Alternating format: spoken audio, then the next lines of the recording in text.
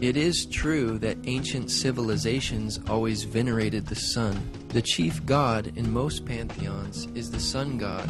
However, Zeitgeist implies here that Jesus, the only begotten Son of God, is an outgrowth of God's Son, S-U-N. God's Son, S-O-N, and Son, S-U-N, are homophones.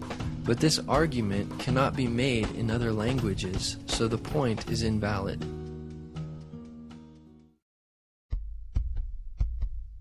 They bring up Horus. This is a far too simplistic representation of the myths surrounding Horus. In reality, there are many versions. There were originally several different gods known by the name Horus. It seems Zeitgeist is trying to make a parallel between Set or Seth and Satan.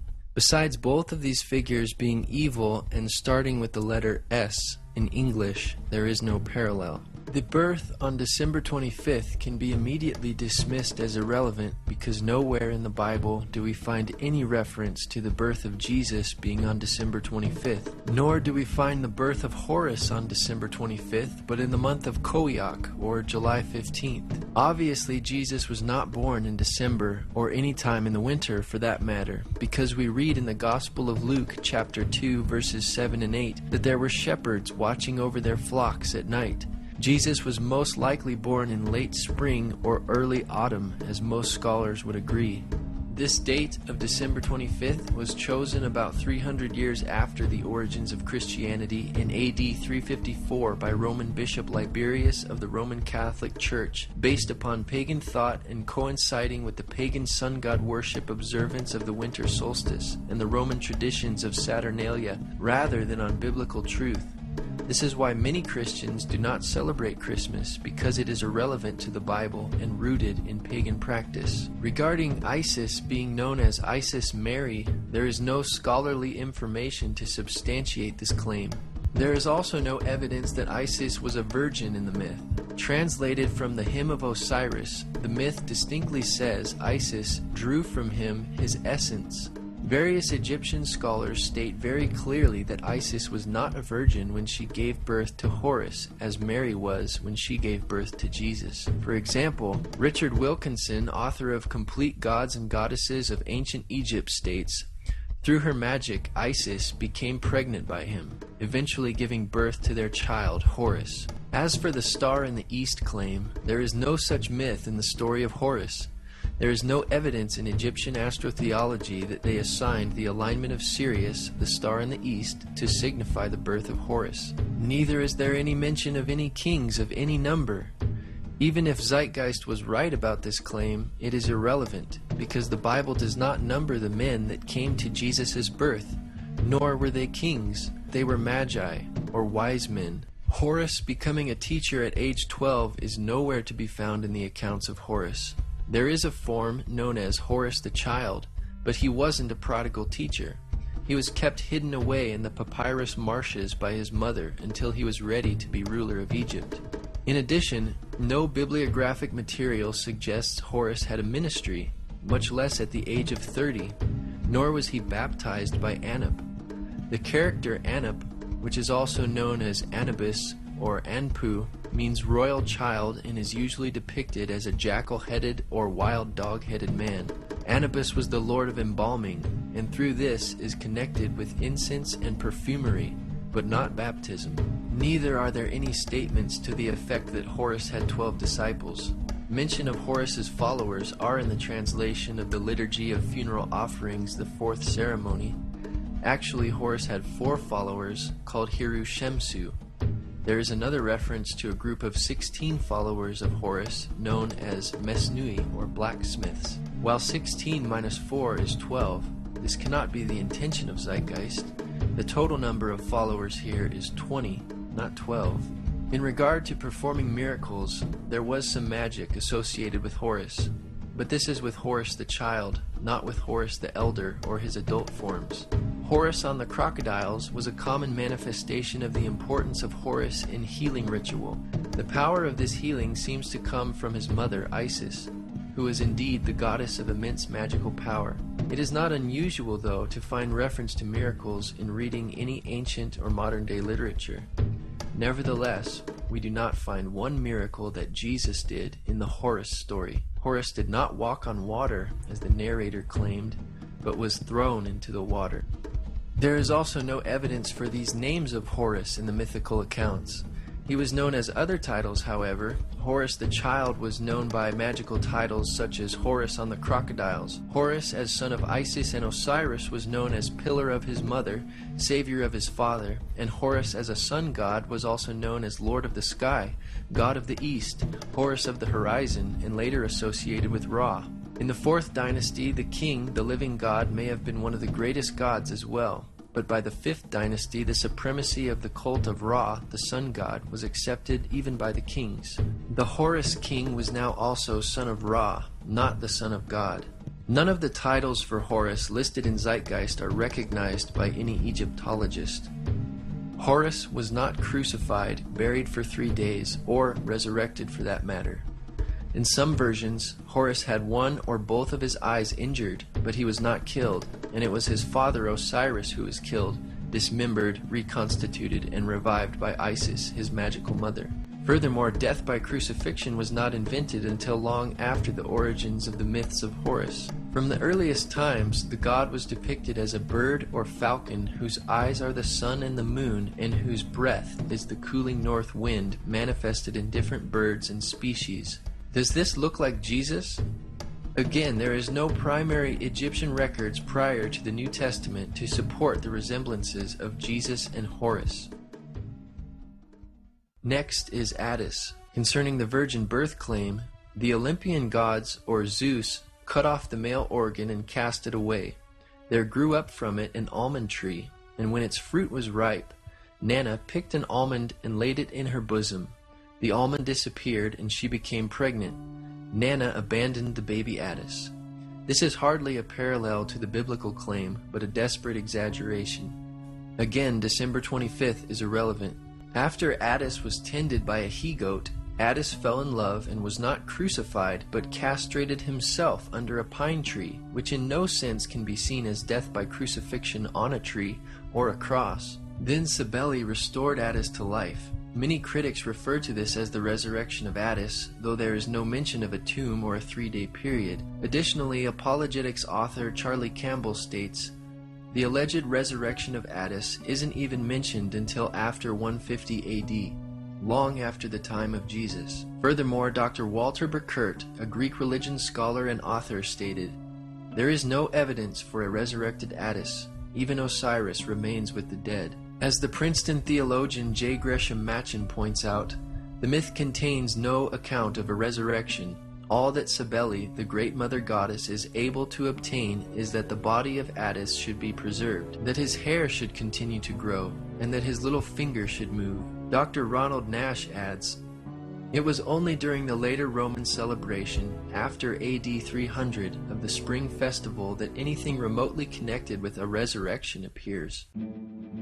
Concerning Krishna, in Joseph Campbell's book Occidental Mythology, page 342, he stated, Krishna, whose terrible uncle Kansa was the tyrant king, the Savior's mother Devaki was of royal lineage, the tyrant's niece, and at the time when she was married, the wicked monarch heard a voice mysteriously, which let him know that her 8th child would be his slayer. He therefore confined both her and her husband in a closely guarded prison where he murdered their first 6 infants as they came.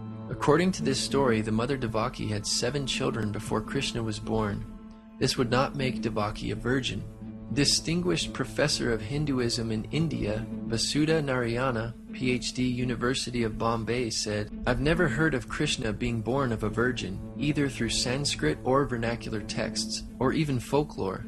And born on December 25th, wow. The text says explicitly he was born on the 8th day of the waning moon in the month that now comes between approximately August 15th and September 14th. I can't imagine why people would sit back and cook up all these conspiracies. The only mention of stars in Krishna's birth within Hindu literature is in the Bhagavata Purana, chapter 10, 3, 1-5.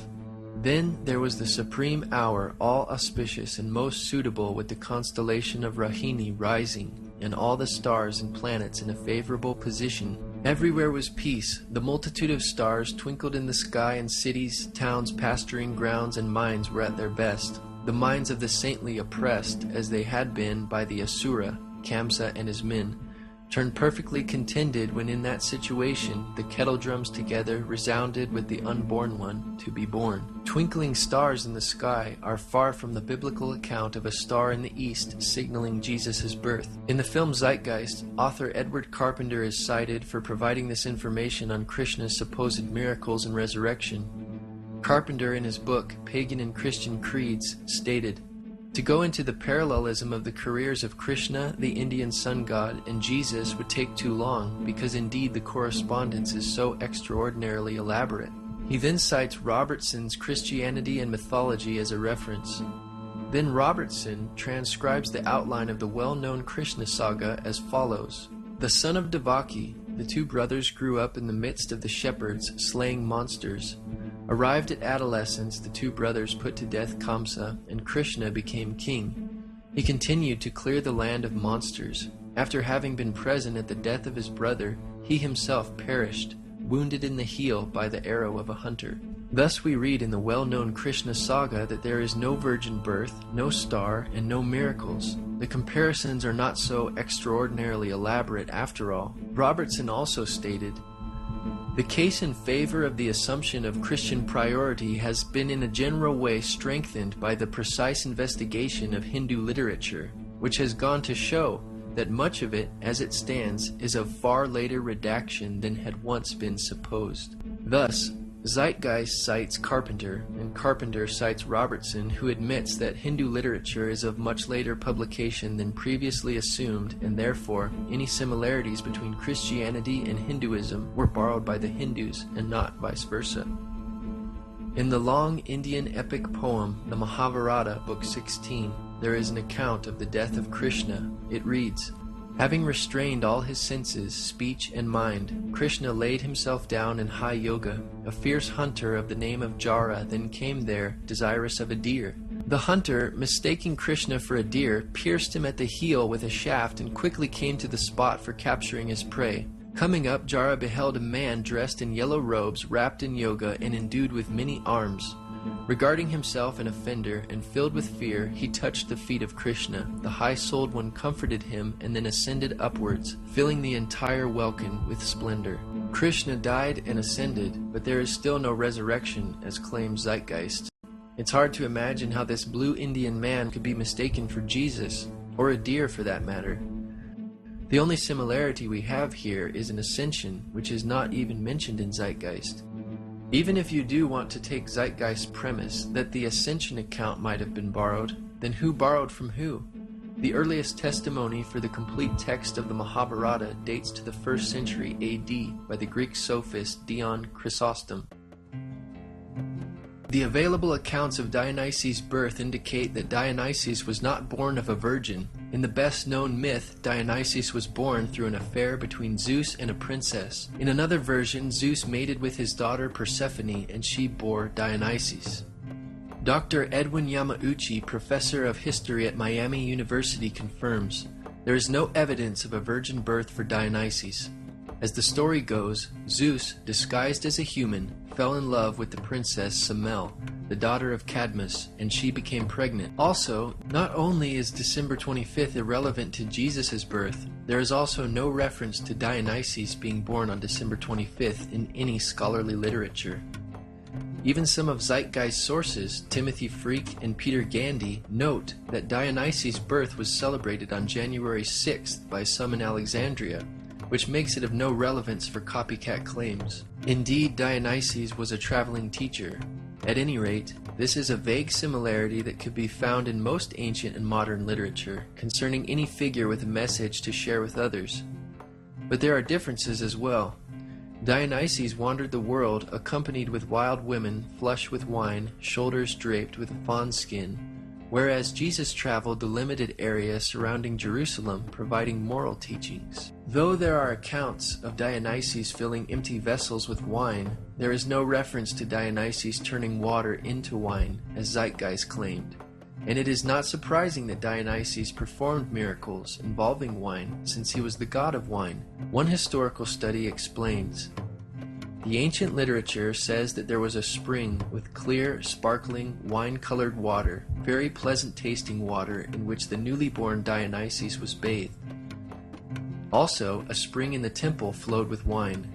At Elis, the priests of Dionysus placed 3 large empty cauldrons in a sealed room to find them filled with wine when they returned the next day. However, from these references it is obvious that there are significant differences between the Dionysus legend and the story in John 2. The spring flowed with water, and the one at Andros flowed with wine, not wine that had once been water. And the empty cauldrons in the Elis temple were filled with wine rather than water subsequently changed into wine. Key elements in John's story.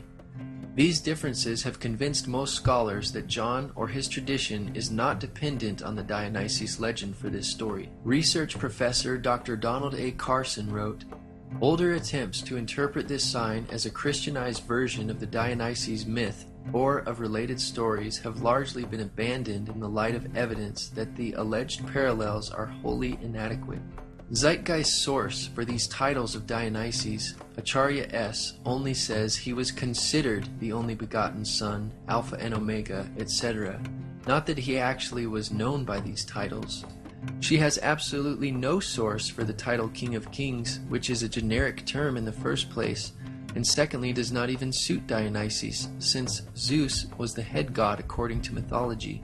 Nor does the title Only Begotten Son suit Dionysus, since Zeus had several offspring including Athena, Apollo, Artemis, Hermes, Persephone, Dionysus, Perseus, Heracles, Helen, Minos, and Muses. James Frazer, author of The Golden Bough, is cited in Zeitgeist for this claim of the resurrection.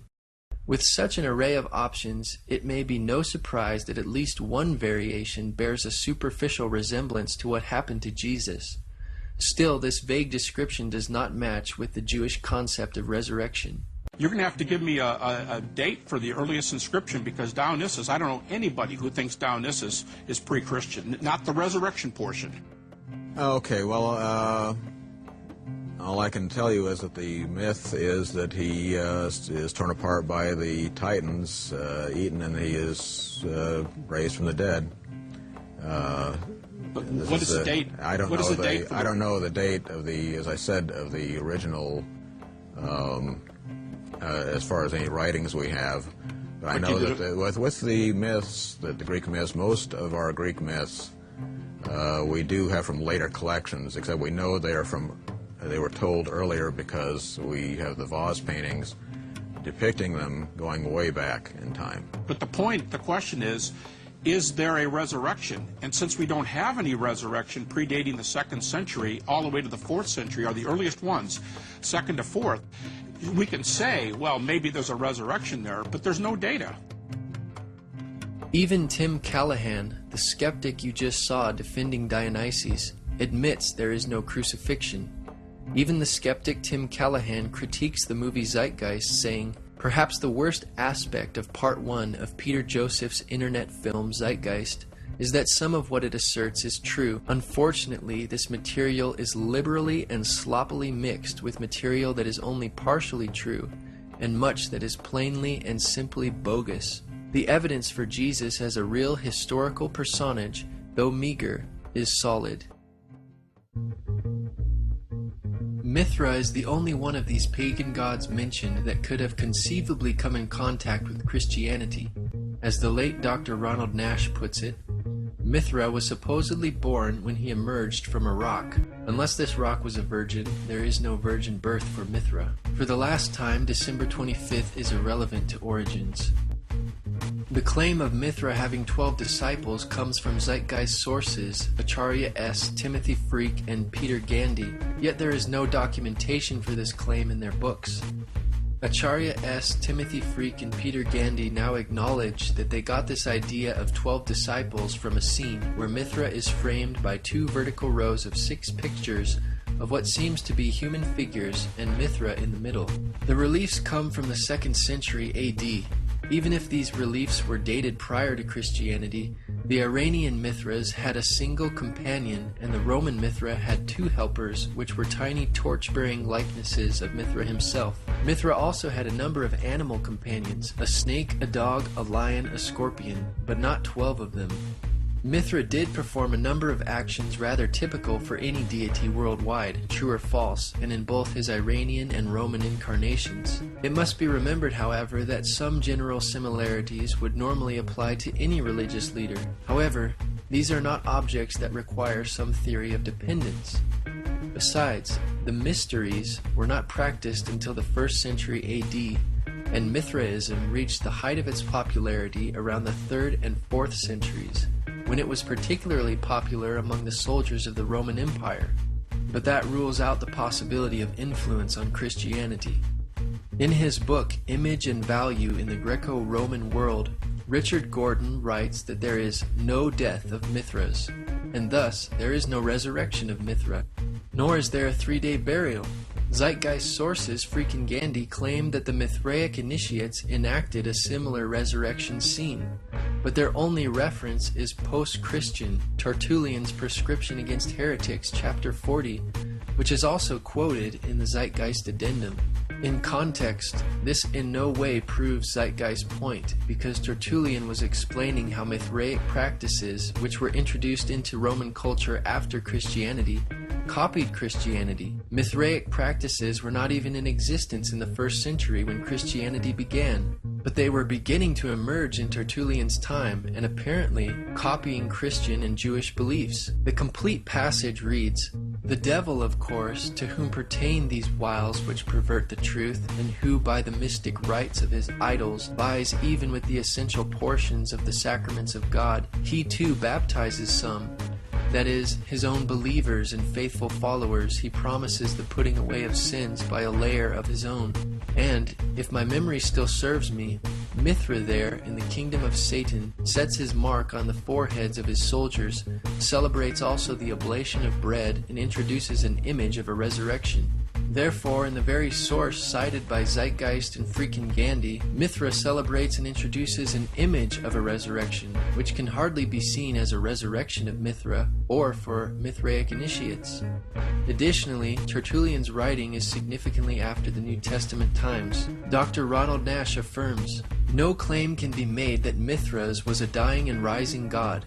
The tide of scholarly opinion has turned dramatically against attempts to make early Christianity dependent on the so-called dying and rising gods of Hellenistic paganism. Any unbiased examination of the evidence shows that such claims must be rejected. Sunday worship only appears in Roman Mithraism, and Acharya S. is apparently assuming that what held true for Roman Mithraism also held true for the Iranian Mithraism, but there is no evidence for this idea. It is therefore unlikely that borrowing occurred, but if there was borrowing, it was the other way around. Though the Bible teaches that Jesus rose from the dead on Sunday, and early Christians considered this the Lord's Day, they not only worshipped him on this day of the week, but every other day as well, as we read in Acts chapter 2, 46 and 47. And the Jews, such as Jesus, worshipped on the Sabbath, or Saturday. In the early 4th century, it was Constantine of the Roman Catholic Church who paganized the meaning of Sunday. His Sunday law of March 7th, AD 321 read, "On the venerable day of the sun, let the magistrates and people residing in the cities rest, and let all workshops be closed." Mithraism could not have influenced the Gospel writers because it was not even known to the Roman world at the time of early Christianity. The Encyclopedia Britannica states, "There is little notice of the Persian god Mithra in the Roman world until the beginning of the 2nd century, but from the year AD 136 onward, there are hundreds of dedicatory inscriptions to Mithra. Roman Mithraism was practically a new creation, wrought by a religious genius who may have lived as late as AD 100. We must assume that the pagan gods which Zeitgeist gives examples for are the ones for which they have the best documentation and evidence. As the viewer has seen, the examples given by Zeitgeist are not impressive. Taken together with all the debunked information, the parallels Zeitgeist presented in no way explains causation for Christianity. Before AD 100, all of the mystery religions were still mostly confined to localities. But after AD 100, they gradually began to attain popularity throughout the Roman Empire. Many writers used the late source material produced in this period after AD 150 to form reconstructions of what they think the cults must have been earlier to their spread in the Roman Empire.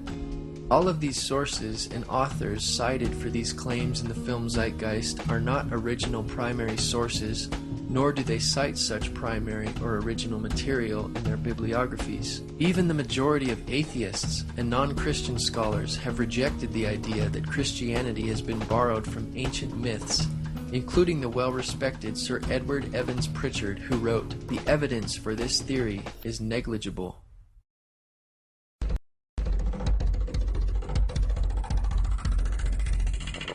First of all, the birth sequence is completely astrological.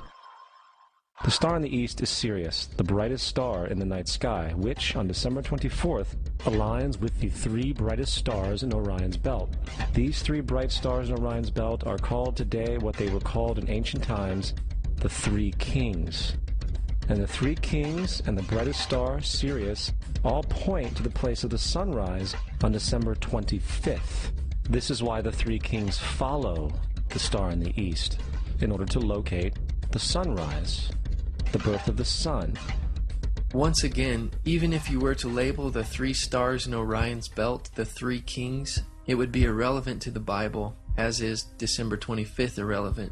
Though the Magi, not kings, presented three gifts, nowhere do the Bible writers make an issue of there being three of them in number. Apparently, it was insignificant to the Gospel writers, and so it is to us as well. This entire astrological premise is problematic.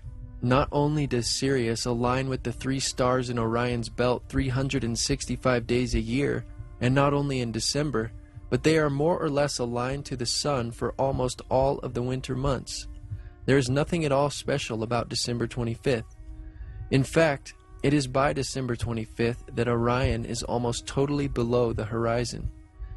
It would be much more accurate of Zeitgeist if this event was said to happen a month or so earlier. The Virgin Mary is the constellation Virgo, also known as Virgo the Virgin. Virgo in Latin means virgin. Virgo is also referred to as the house of bread, and the representation of Virgo is a virgin holding a sheaf of wheat.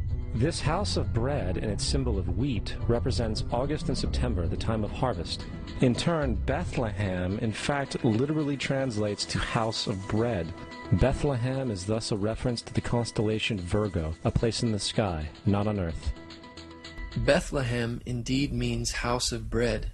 Nevertheless, there is no basis for concluding that Bethlehem was a fictitious place which was fabricated based upon the constellation Virgo in the sky.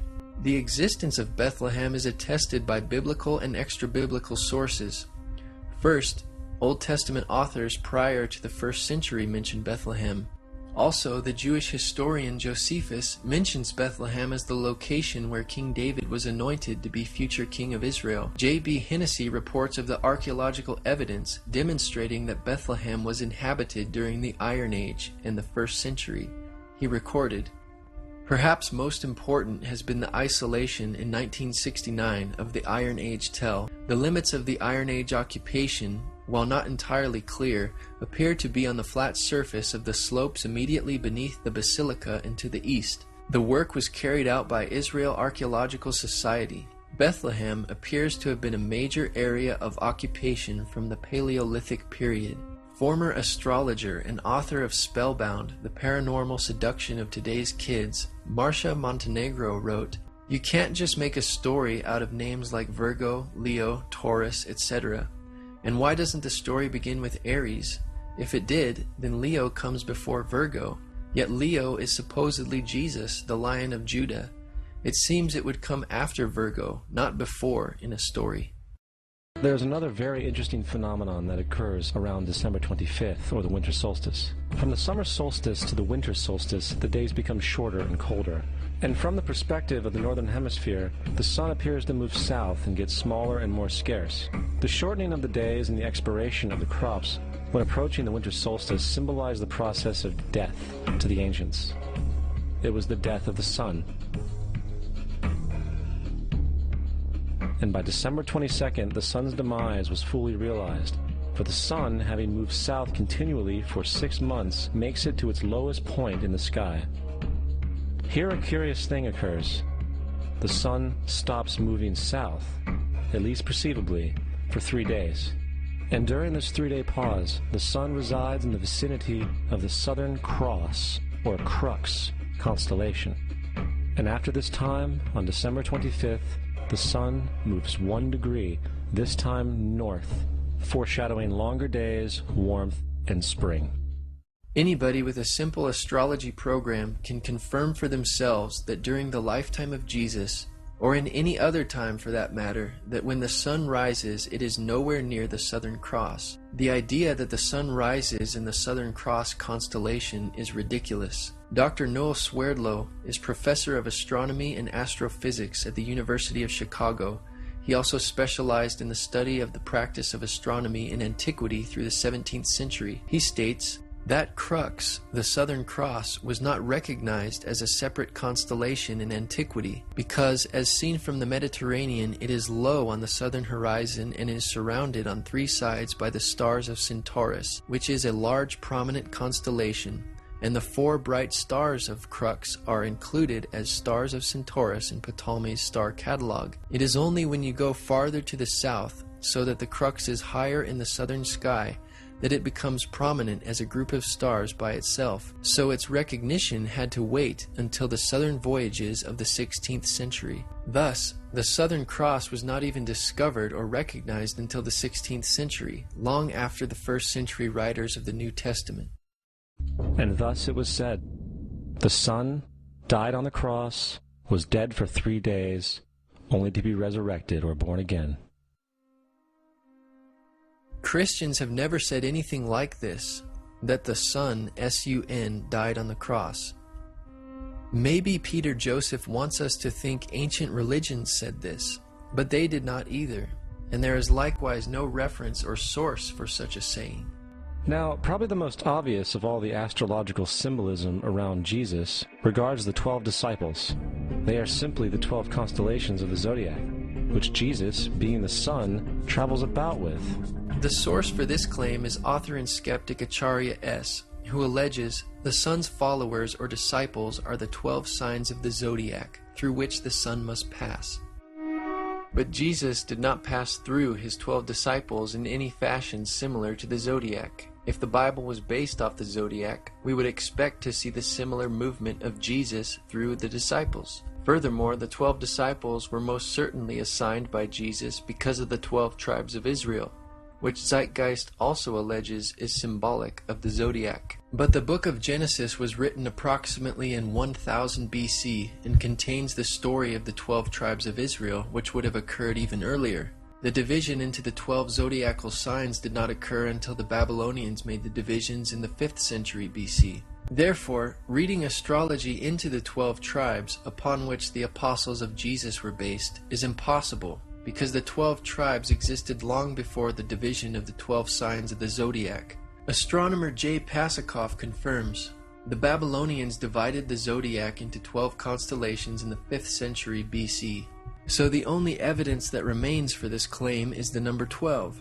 If we want to accept their allegations on this, however, we also need to accept that Dunkin' Donuts is owned by an astrologer, since you get a discount when you buy a dozen donuts. Grocery stores are also owned by astrologers, since they sell you eggs by the dozen. Even our legal system must be influenced by astrology, since there are 12 jurors. Unlike fictitious myths and legends associated with astrology, we have much historical evidence that the 12 apostles were indeed real historical people. For example, in 95 AD, Clement wrote, Peter, through unrighteous envy, endured not 1 or 2, but numerous labors, when he had at length suffered martyrdom, departed to the place of glory due to him. In fact, the number 12 is replete throughout the Bible. First of all, Zeitgeist stacks this list of 12s by repetitions to make it look more impressive than it actually is. The 12 tribes of Israel, 12 sons of Jacob, and 12 great patriarchs are all the same 12. There is no difference. There are 12 judges of Israel if one was to count, but the Bible never makes any issue or significance out of it. There are actually 17 Old Testament prophets, not 12. Zeitgeist missed this figure by 5. One can only wonder where they got the idea of there being 12 kings of Israel. If referring to the northern kingdom of Israel, there were 19 kings. And there were also 19 kings in the southern kingdom, plus 1 queen. This is not including the 3 kings of Israel before the kingdom was divided. If you add these numbers together, you do not get 12. If you subtract, multiply, or divide these numbers, you cannot get 12. And no mention or reference is made in the Bible to 12 princes. If the king's sons are in view here, then Zeitgeist is way off, for many of the 41 kings had numerous sons, like King Ahab, for example, had 70 sons. Coming back to the cross of the zodiac, the figurative life of the sun, this was not just an artistic expression or tool to track the sun's movement. It was also a pagan spiritual symbol, the shorthand of which looked like this. This is not a symbol of Christianity. It is a pagan adaptation of the cross of the zodiac. What Zeitgeist refers to as the cross of the zodiac is actually the wheel of the zodiac, which has no relationship to a Roman crucifixion, the way in which Jesus was killed. To extrapolate 2 perpendicular lines from the zodiac wheel and conclude that Romans used this as their motivation to crucify criminals is preposterous. It was not until Christianity became paganized by Roman Catholicism that the cross image came to be thought of as a Christian symbol. Crosses in churches were introduced in AD 431, and the uses of crosses in steeples came about in AD 586. Now, the Bible reflects, broadly speaking, a symbolic movement through 3 ages while foreshadowing a 4th. The first age, they say, is Taurus the bull. In Exodus chapter 32, we read that Aaron and the Israelites made an idol of a golden calf and worshipped it, after which Moses shattered the 2 tablets of the 10 Commandments after seeing the Israelites' idolatry. The Christ conspirators will suggest that the golden calf is the age of Taurus the bull. Where is the documentation for this supposed reality, besides page 146 of Acharya S.'s book? The New Testament, written long after the age of Taurus the bull in Jesus' generation, also mentions calves, but this is not convenient for their argument. Second, they say Moses represents the preceding age of Aries the ram. They say that Moses represents the ram and that this is the reason Jews blow the ram's horn. However, Moses is never recorded blowing a ram's horn. Additionally, Moses cannot be identified as a ram by any interpretation within Scripture, and does not fit this picture. Even Zeitgeist's own source for this claim, Leopold Wagner, says no such thing. On the page cited of Wagner's book, we read, "The use of the ram's horn at this season is appropriate, since, according to tradition, it was on this first day of Tishri that a ram was offered up instead of Isaac on Mount Moriah." Thus, even Zeitgeist's source states the obvious reality as to why Jews blow the ram's horn today, and says nothing of the age of Aries. The most memorable text in the Bible mentioning a ram is that previously mentioned in Zeitgeist's own source, where God provided the sacrifice of a ram for Abraham instead of Isaac his son. However, this event was generations prior to Moses and would not fit chronologically into Zeitgeist's twisted interpretation of the Bible.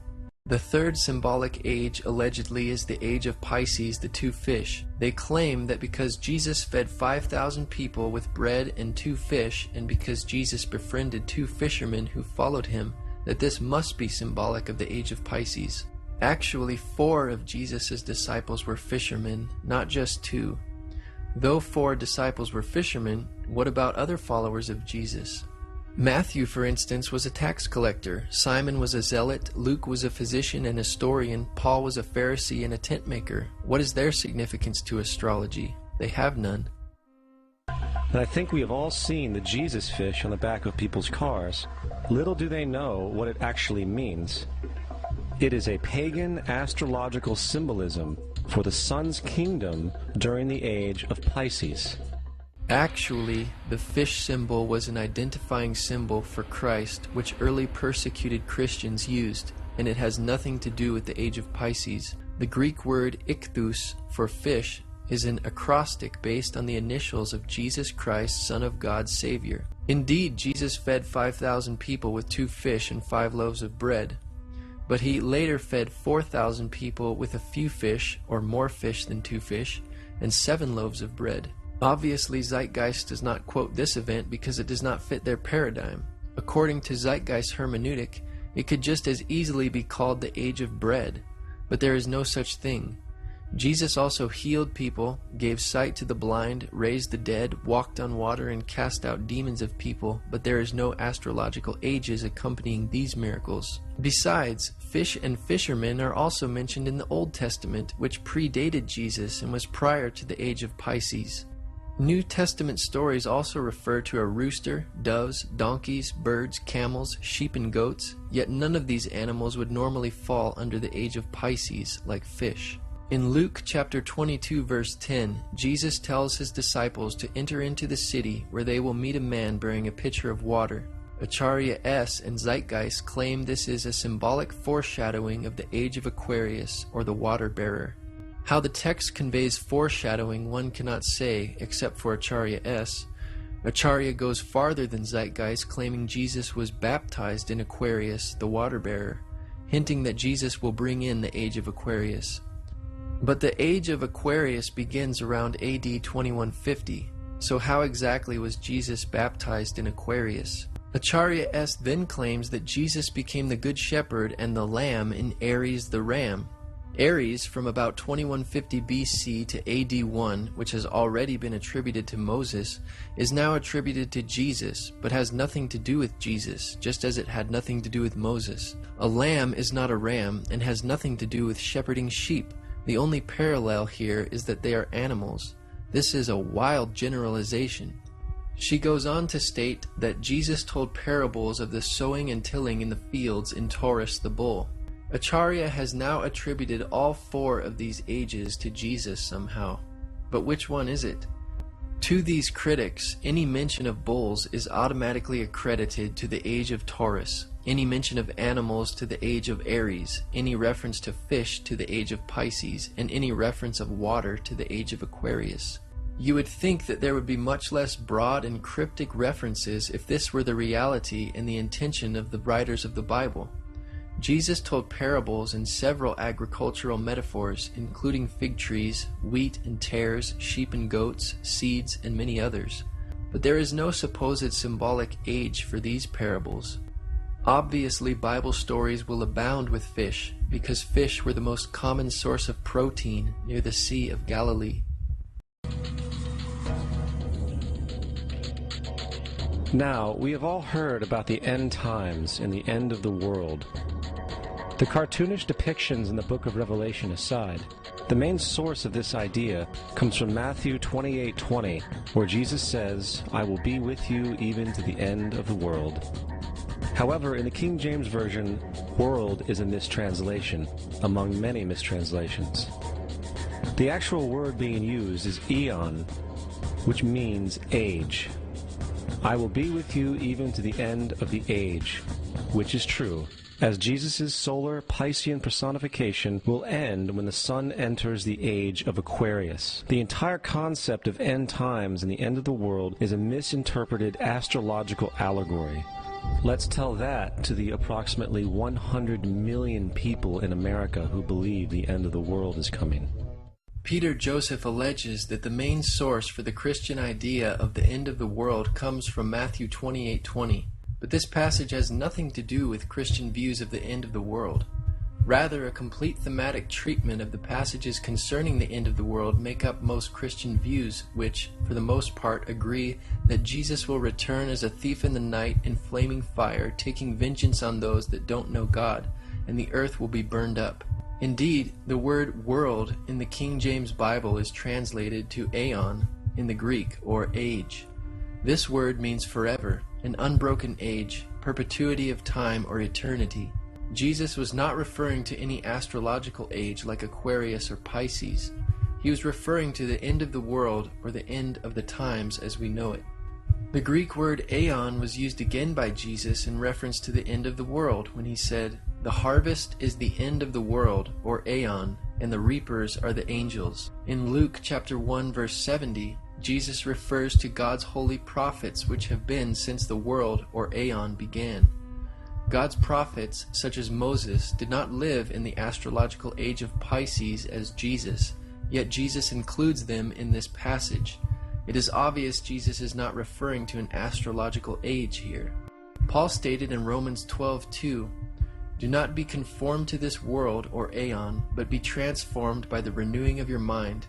Again, he is referring to time since the world began until it ends.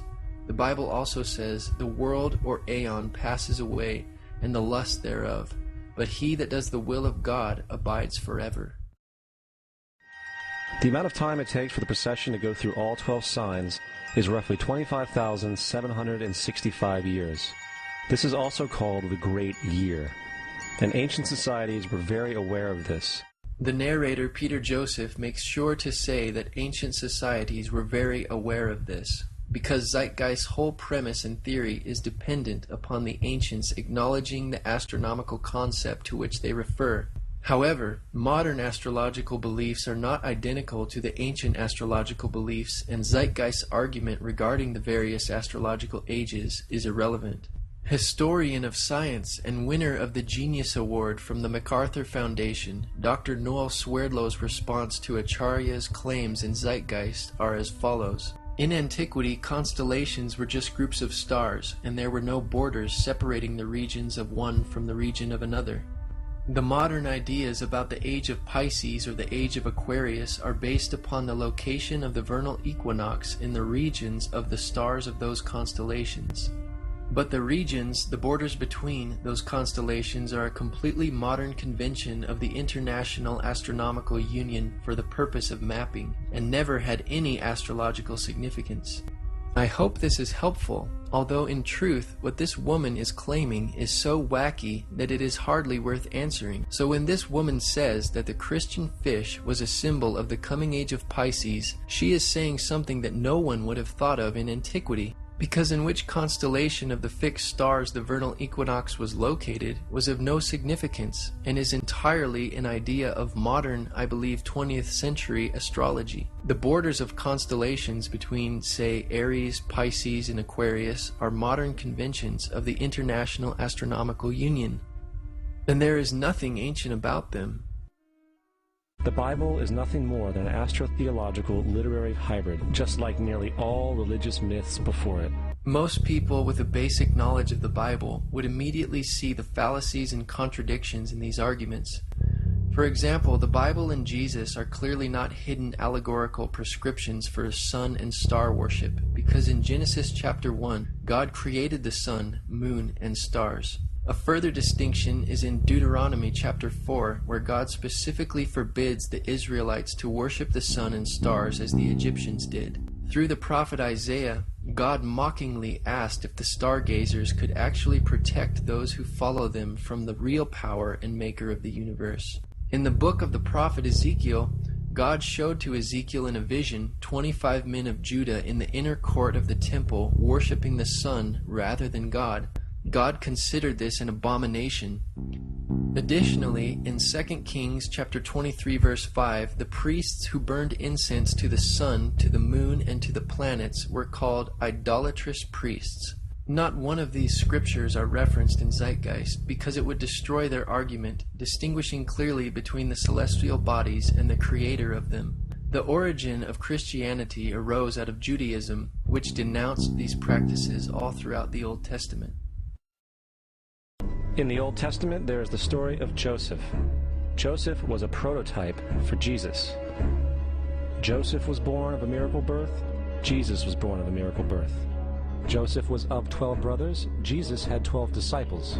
Joseph was sold for 20 pieces of silver. Jesus was sold for 30 pieces of silver. Brother Judah suggests the sale of Joseph.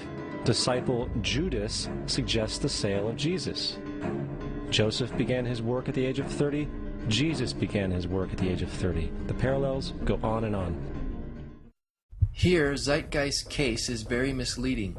Though God opened Rachel's womb, it's difficult to consider the birth of Joseph a miracle birth like that of Jesus, who was divine and born of a virgin. Indeed, Jesus had 12 disciples, but Joseph only had 11 brothers. There is no parallel. Though Judas suggested the sale of Joseph, it was Midianite merchantmen that sold Joseph to the Ishmaelites as a slave. Jesus, on the other hand, was not sold, but betrayed by Judas, who was paid 30 pieces of silver by the Jews. Jesus did begin his ministry at age 30, but Joseph began his prophetic ministry receiving dreams from God at age 17. The age 30 for Joseph is mentioned in Genesis, but the Bible simply says, Joseph was 30 years old when he stood before Pharaoh, king of Egypt.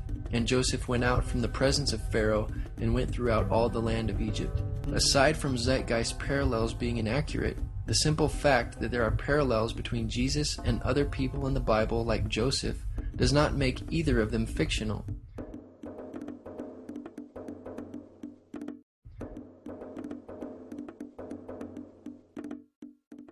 Inscribed about 3,500 years ago on the walls at the Temple of Luxor in Egypt are images of the Annunciation, the miracle conception, the birth, and the adoration of Horus. The images begin with Thoth announcing to the Virgin Isis that she will conceive Horus, then Neph, the Holy Ghost, impregnating the Virgin, and then the virgin birth and the adoration. This is exactly the story of Jesus' miracle conception. This is taken directly out of the pages of The Christ Conspiracy by Acharya S. However, Richard C. Carrier responded, "Since I am an atheist, and since I have formal experience in ancient history, the following should hold some authority with skeptics. The Luxor inscription does not depict impregnation by a spirit, but involves very real sex, and the woman involved is the mythical queen of Egypt in an archetypal sense, not Isis per se. Several things are very clear from the written narrative. The adoration scene only involves important state officials, not kings or magi. Understanding their background and cultural and historical context is helpful and necessary, but it doesn't lead to any plagiaristic scandal of the sort Acharya S. wants there to be." In regard to the inscription and Zeitgeist interpretation, researcher Keith Thompson contacted John Baines, professor of Egyptology at Oxford University, who stated, "The reliefs you mentioned show the conception and birth of the future king after the creator god. Amun-Ra has taken on the form of the existing king to impregnate the queen. There are links, but they are very far apart.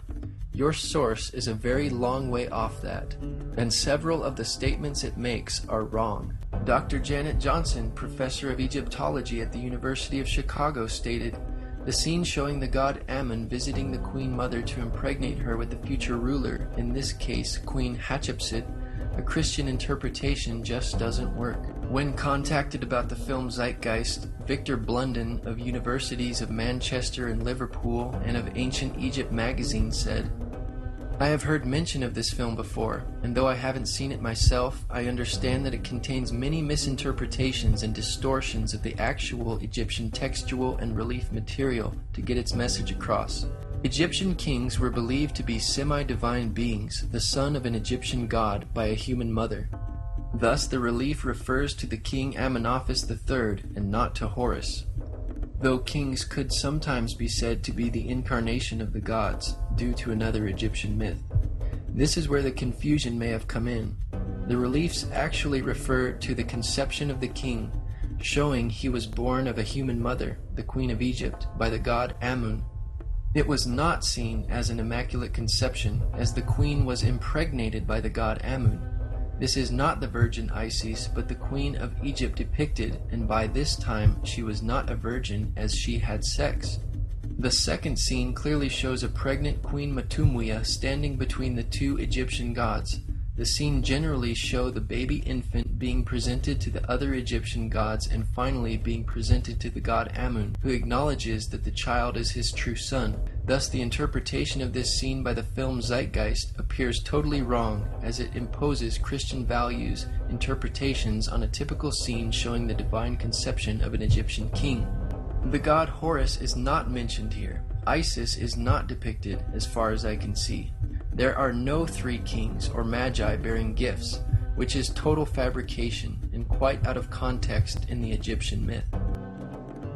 Scholars disagree with Zeitgeist, which in this case quotes Gerald Massey as their source, a self-taught Egyptologist and practicing Druid.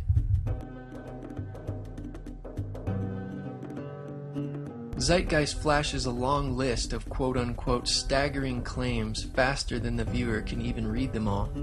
If the movie is slowed down, however, we notice that many of these claims were mentioned earlier and thoroughly refuted in the Horus section. Not only are most of these similarities wild conjectures, many of them are not even in the Bible. Actually, the list appears exactly as seen in Zeitgeist with no sources whatsoever in the appendix of Gerald Massey's book, Ancient Egypt, The Light of the World.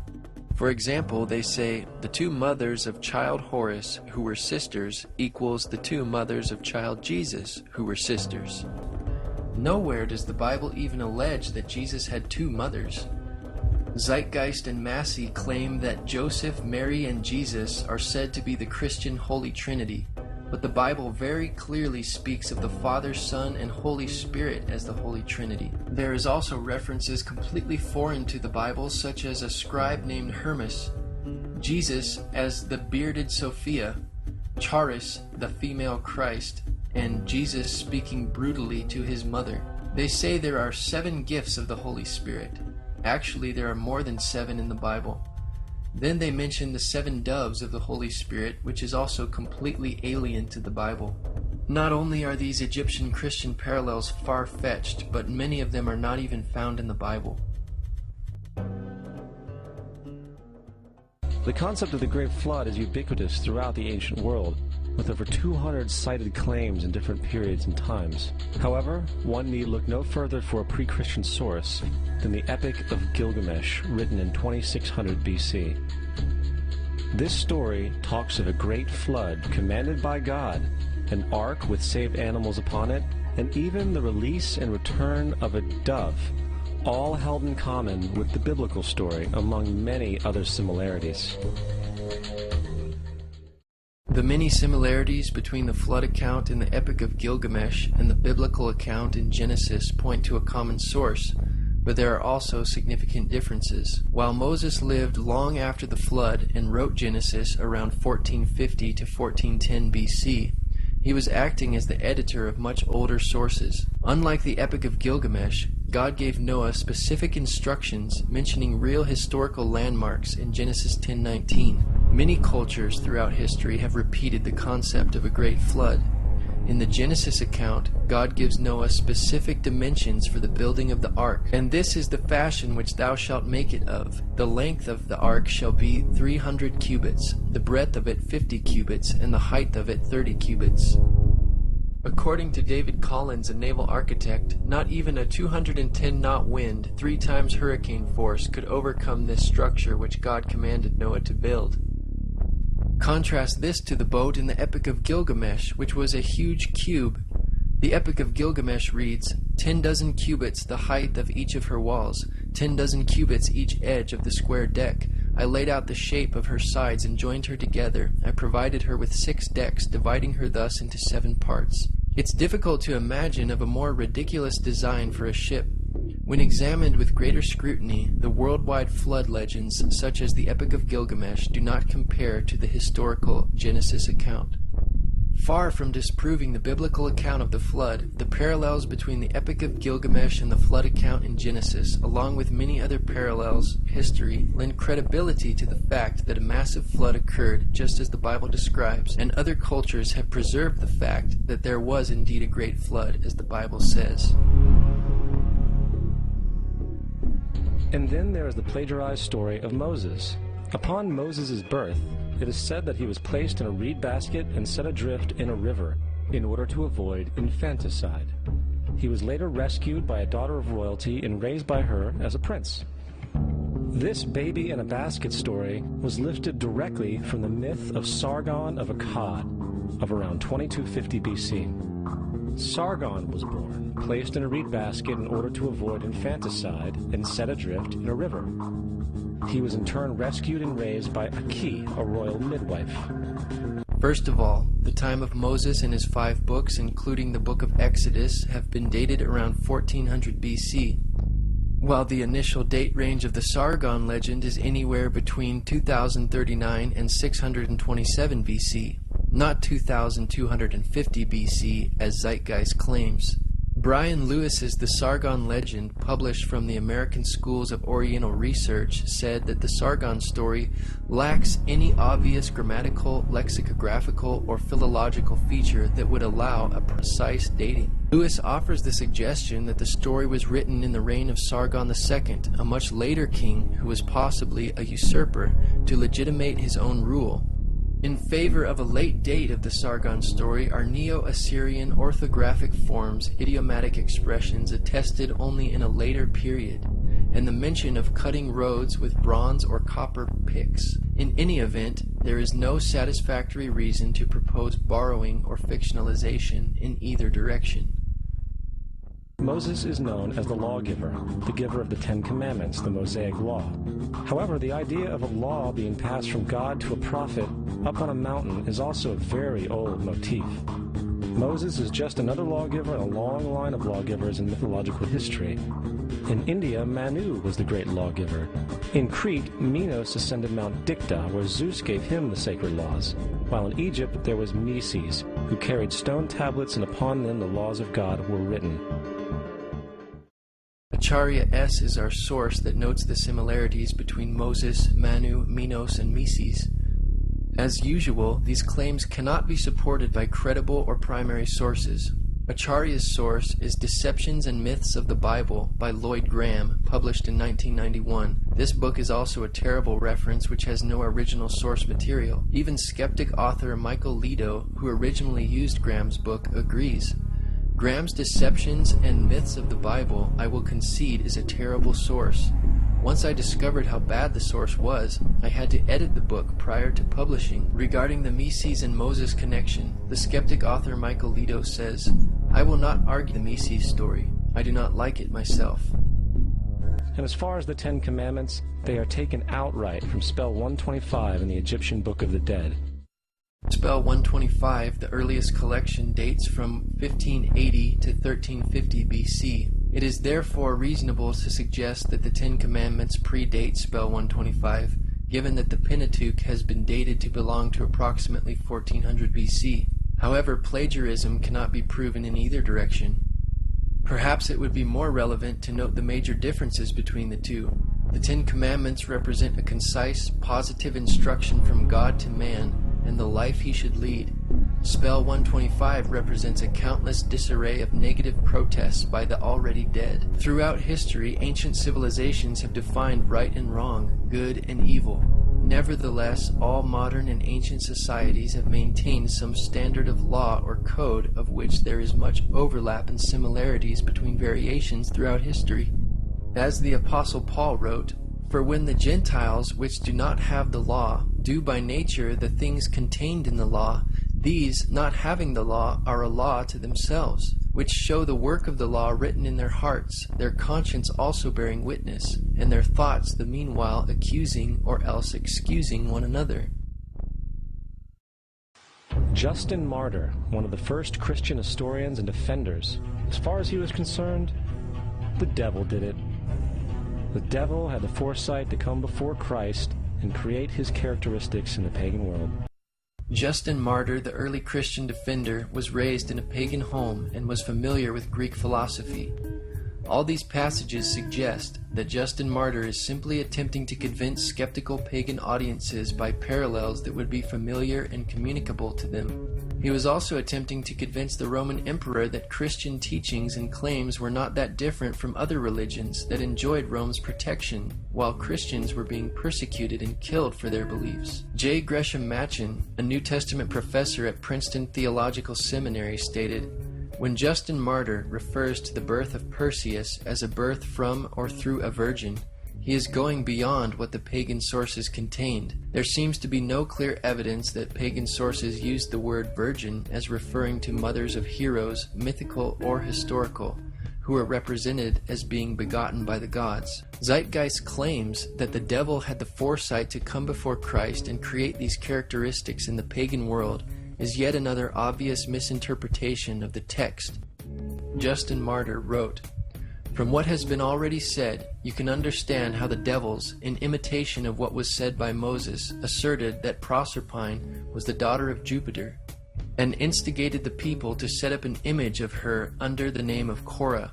For as we wrote above, Moses said, "In the beginning God made the heaven and the earth was without form and unfurnished, and the Spirit of God moved upon the face of the waters." In imitation, therefore, of what is here said of the Spirit of God moving on the waters, they said that Proserpine, or Coral, was the daughter of Jupiter, and in like manner also they craftily feigned that Minerva was the daughter of Jupiter, not by sexual union, but, knowing that God conceived and made the world by the Word, they say that Minerva is the first conception, which we consider to be very absurd, bringing forward the form of the conception in a female shape.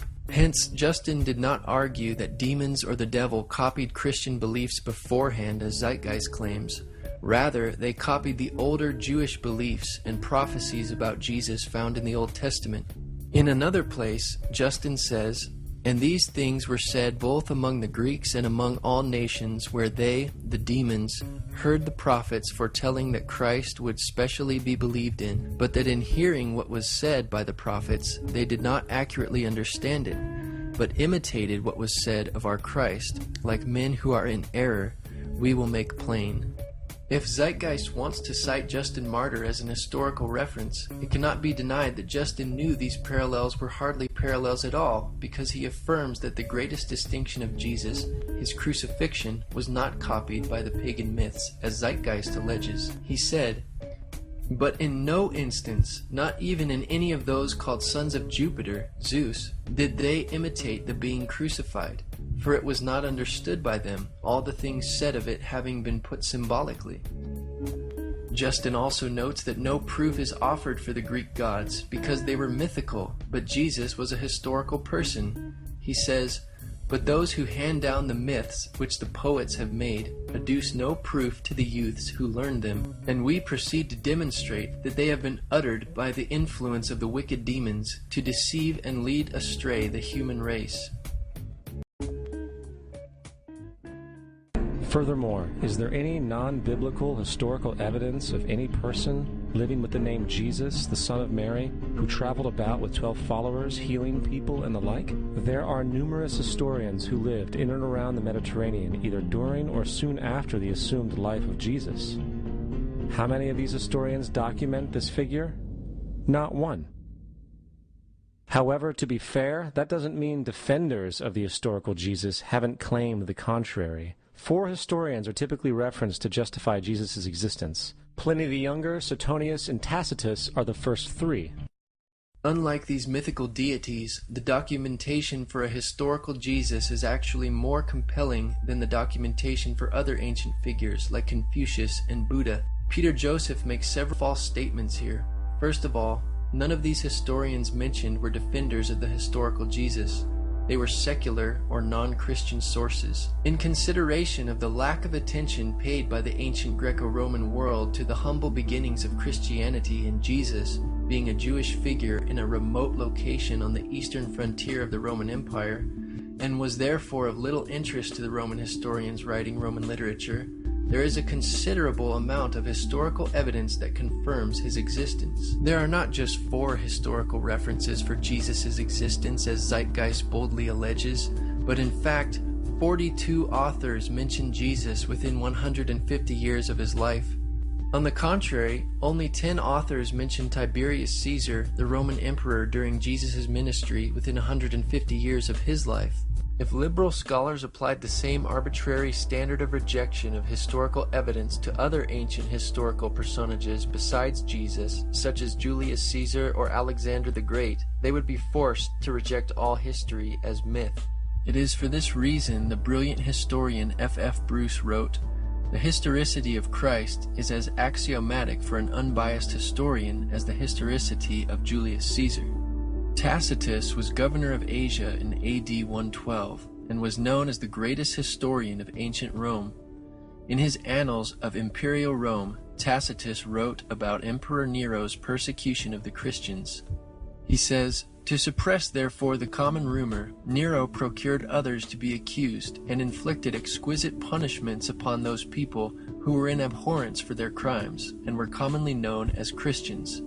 They had their denomination from Christus, Christ, who in the reign of Tiberius was put to death as a criminal by the procurator Pontius Pilate. This pernicious superstition, though checked for a while, broke out again and spread not only over Judea, the source of this evil, but reached the city Rome also.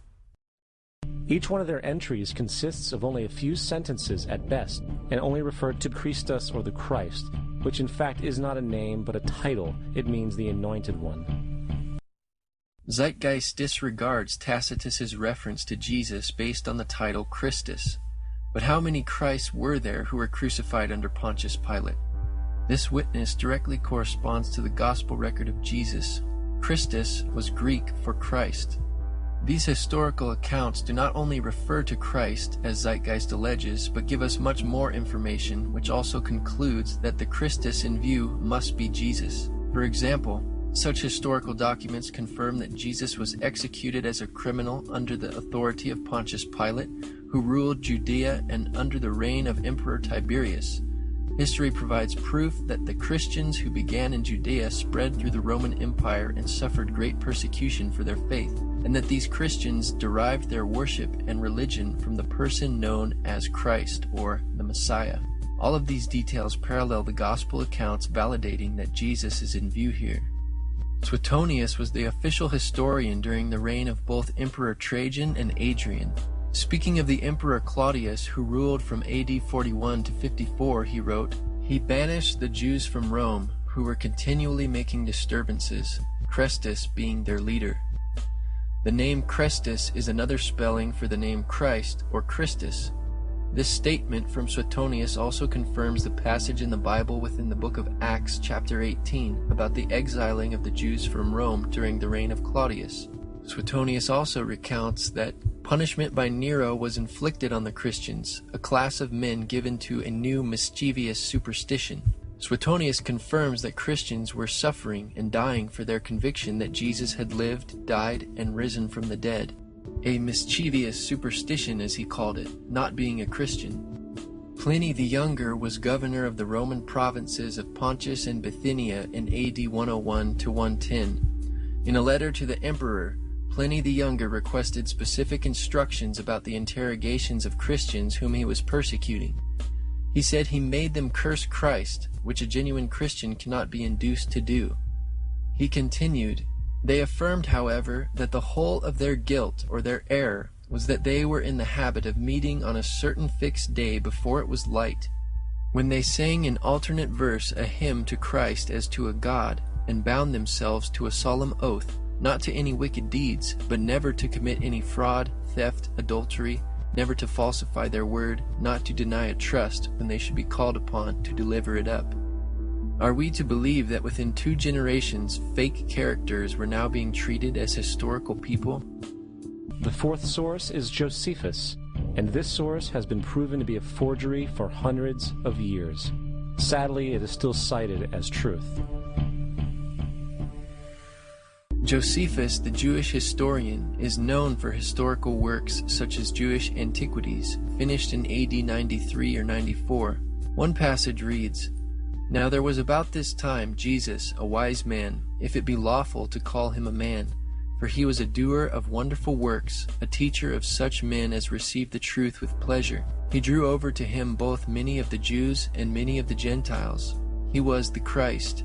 And when Pilate, at the suggestion of the principal men among us, had condemned him to the cross, those that loved him at the first did not forsake him, for he appeared to them alive again the 3rd day, as the divine prophets had foretold these and 10,000 other wonderful things concerning him. And the tribe of Christians so named from him are not extinct at this day." This is the passage that has raised heated debate among scholars because Josephus, a non-Christian Jew, makes statements about Jesus that an Orthodox Jew would not normally affirm. While some Christian additions may have been obviously foreign to the text, it still contains a great deal of historical truth that Josephus could have easily documented. In fact, the vast majority of scholars do not dismiss the account as a forgery, as Zeitgeist alleges, but believe that Josephus did mention Jesus in this passage, but later insertions were made by a Christian scribe, hence the statements about Jesus that a non-Christian like Josephus wouldn't have made, but the style of Josephus is authentic. The term wise man, for example, is typical for Josephus's writings.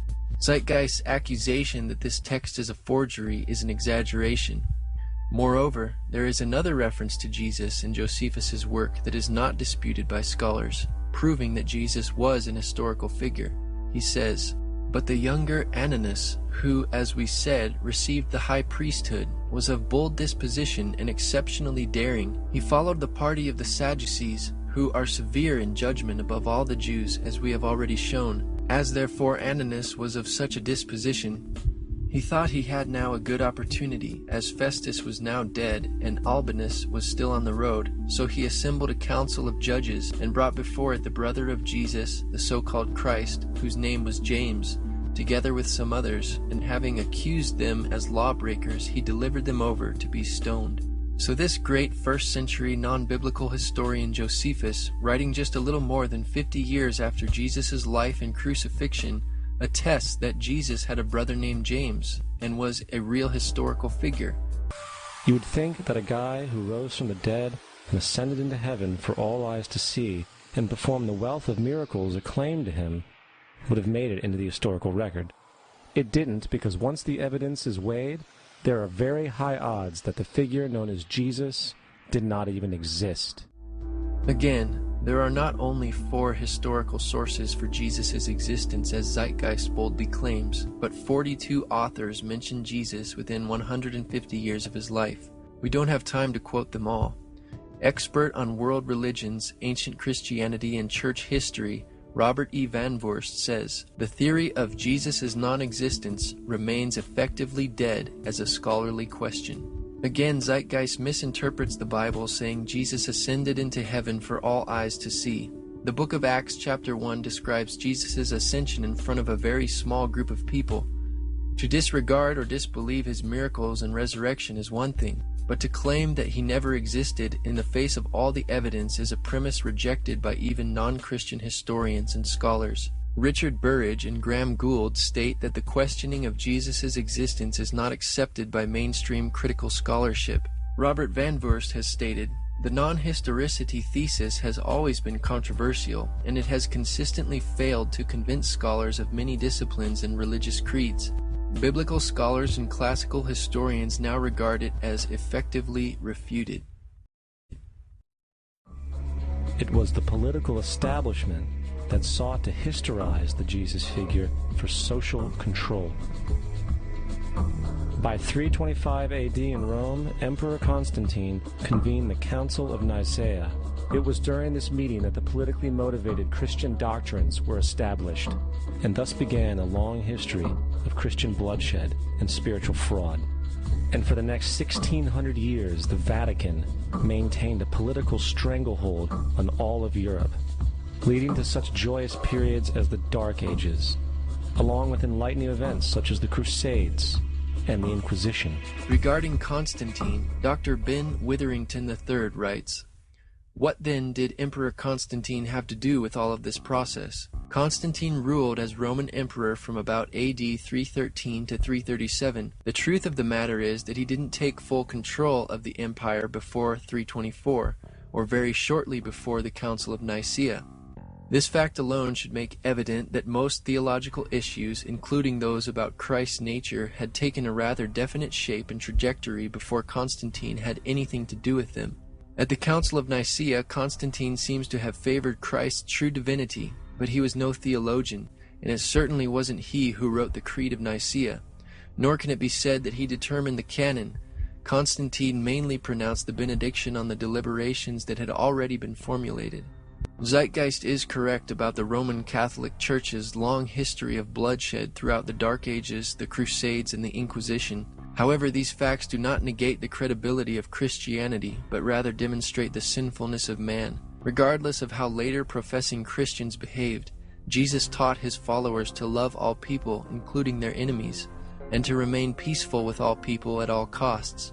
Violence, bloodshed, and spiritual fraud in the name of Jesus does not come from the Bible, nor does the New Testament condone such events. But it came from the Roman Catholic Church. It was also the Roman Catholic Church that embraced pagan sun god worship. Anybody who reads the New Testament for themselves will see that violent Christians live contrary to what the Bible teaches and are therefore not followers of Jesus at all. As presented earlier, there are numerous non-biblical historians who speak of Jesus. Thus, it was not the political establishment that sought to historize Jesus.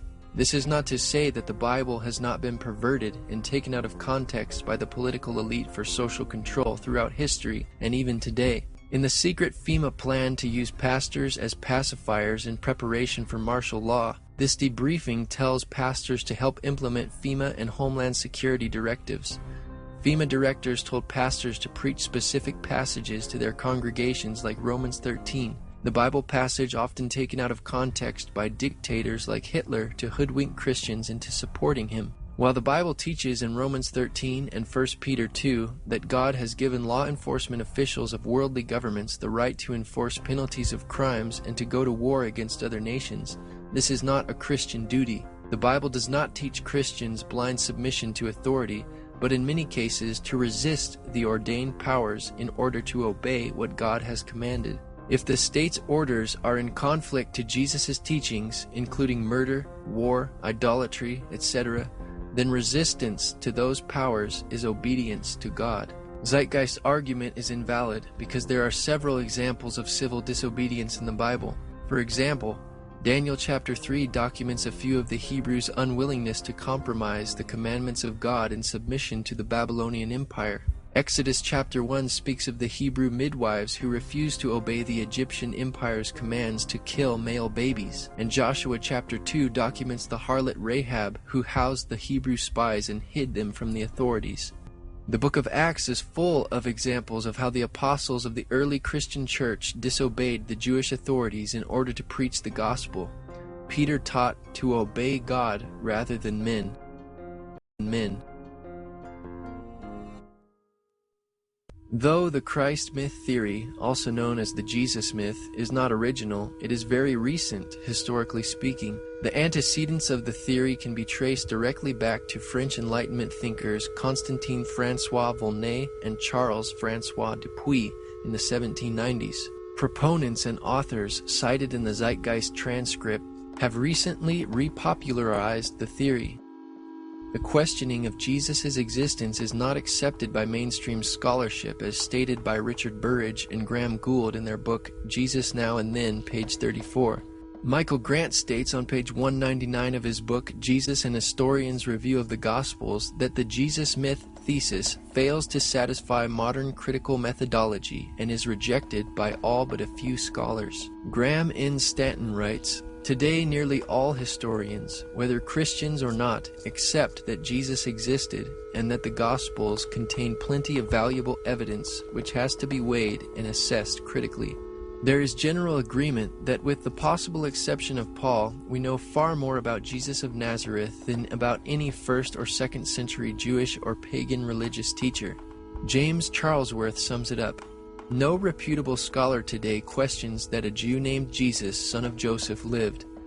Most readily admit that we know a considerable amount about his actions and basic teachings." Jonathan Z. Smith, who contributed to the entry Dying and Rising Gods for the Encyclopedia of Religion, said, "The category of dying and rising gods, once a major topic of scholarly investigation, must now be understood to have been largely a misnomer based on imaginative reconstructions and exceedingly late or highly ambiguous texts. The category of dying and rising deities is exceedingly dubious. It has been based largely on Christian interest and tenuous evidence. As such, the category is of more interest to the history of scholarship than to the history of religions." Even liberal scholar Thomas Bosslooper acknowledges, "Contemporary writers invariably use only secondary sources to verify such claims. The scholars whose judgment they accept rarely produced or quoted the primary sources." Yet Zeitgeist and its sources continue to propagate this theory in spite of all the evidence. In part 1 of the film Zeitgeist, nearly 200 sources are cited in the transcript. Yet many of these sources are used more than once, and none of them predate Christianity. For example, D.M. Murdoch, who also goes by the pen name Acharya S., is cited 29 times, and Gerald Massey is cited 30 times. The Bible is cited 22 times, almost always with erroneous conclusions. In fact, when the transcript for this film is examined in further detail, we see that less than 25% of these sources are original. Like the French Enlightenment thinkers, Sir James Frazer, cited 4 times in Zeitgeist, wrote The Golden Bough in 1890 when these mystery religions were still mysteries. It is from his work and others that Gerald Massey and Acharya S. get much of their information. However, Frazer's pioneering work has come under criticism by more recent scholars. When the newly accumulated archaeological and textual evidence is consulted, his ideas are no longer valid. Professor of History at Miami University, Dr. Edwin Yamauchi stated, "On the popular level, Sir James Frazer gathered a mass of parallels in his multi-volume work called The Golden Bough, which was published in 1906. He discussed Osiris of Egypt, Adonis of Syria, Attis of Asia Minor, and Tammuz of Mesopotamia, and concluded that there was a common rising and dying fertility god. Unfortunately, much of his work was based on a misreading of evidence." In 1970, John Allegro, another of Zeitgeist sources, wrote a book entitled The Sacred Mushroom and the Cross. He proposes that the earliest Christians were actually a secret cult group that used hallucinogenic mushrooms and utilized the name Jesus as a code word to avoid letting outsiders know about their secret activities. Allegro was criticized immediately by almost every major historical scholar. The Times newspaper of London printed a letter signed by 15 scholars in the Semitic languages who dismissed his conclusions, stating that it was not based on any philological or other evidence that they can regard as scholarly. And what about this amulet of Dionysus as a crucified figure pictured and dated 500 BC in Zeitgeist? Timothy Freak and Peter Gandy, cited 7 times in the film, feature a picture of the amulet on the cover of their book, The Jesus Mysteries. The Zeitgeist claim that this amulet dates back to 500 BC is a lie. Actually, the amulet dates centuries after the 1st century AD, after the establishment of Christianity. One researcher, James Hannum, documented, "Although it features on the cover of the Jesus Mysteries, Timothy Freak and Peter Gandy are actually quite circumspect about the amulet in the text. I emailed them to ask in which book they had found it. Peter Gandy kindly replied that it was in the 2nd edition of Guthrie's Orpheus and the Greek Religion, as well as R. Eisler's Orpheus the Fisher, first published in 1920. Oddly enough, it isn't in the appendix of either of these books. On my next visit to London, I looked both these books up at the Warburg Institute and found the note in Guthrie's work that the amulet was believed to be a fake. In subsequent email correspondence through an intermediary, Peter Gandy eventually came clean. I will quote in full. I have to admit that James Hannum is correct. Kern's comment is indeed in Guthrie's book. In sum, not only is the amulet shown in the film Zeitgeist and on the cover of the Jesus Mysteries a fake, but at least one author of the book knew it was a fake and kept quiet about it until now. This displays the dishonesty of Zeitgeist's Freak and Gandy, discrediting their researching abilities. First, let me say something about Freak and Gandy's book. I do not recommend that book. I would prefer that no one ever read it. It's only marginally better than Percy Graves' work. Their research is on key parts shoddy, and their source citations minimal, problematic. There's no way to know when they've gotten something right or wrong without redoing all their research, which makes their book useless. And that's the same complaint I had against Graves' book. To figure out what's in there that's even correct, you have to completely redo the whole work, and why even read the book if you're just going to do all the work yourself anyway. Edward Carpenter is cited 8 times, but is hardly a qualified expert in our current inquiry, but was a socialist poet, philosopher, and early gay activist in the late 1800s. Thomas Doane is cited 19 times in Zeitgeist for his work Bible Myths and Parallels in Other Religions.